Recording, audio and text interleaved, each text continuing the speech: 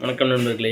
இன்றைய நட்சத்திர வரிசையில நம்ம கேட்டை நட்சத்திரம் பத்தி தான் பார்க்க போறோம். சரிங்களா? ஸோ கேட்டை நட்சத்திரன்றது பேசிக்காவே புதன் பகவானோட நட்சத்திரம்.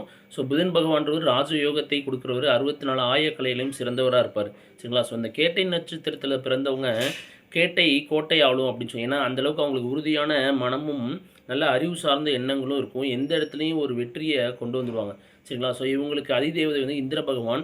இவங்க லைஃப்ல எந்த ஒரு சூழ்நிலையையும் நல்ல ஒரு நிதானமா, நல்ல ஒரு அதீத சக்தி பெறணும், அதீத ஒரு அறிவோட செயல்படணும் அப்படின்னா, வருஷத்துல ஒரு முறையாவது திருப்பராய்த்துறை அந்த பராய் மரம் இருக்குன்னு சொல்லுவோம் தெரியுமா? ஆல்ரெடி வந்து இந்த புற்றுநோய் சம்மந்தப்பட்ட கோயிலுக்கு இந்த பராய்த்துறை அப்படி சொல்லுவோம். ஸோ இந்த திருப்பராய்த்துறை சிவன் கோவிலையும், இல்ல தென்காசியில உள்ள சிவன் கோயில வருடத்துக்கு ஒரு முறையாவது போயி அத வணங்கிட்டு வந்தாங்க அப்படின்னா, கண்டிப்பா உங்க வாழ்க்கையில எல்லா வெற்றியும் அடையலாம் அப்படின்னு சொல்லலாம்.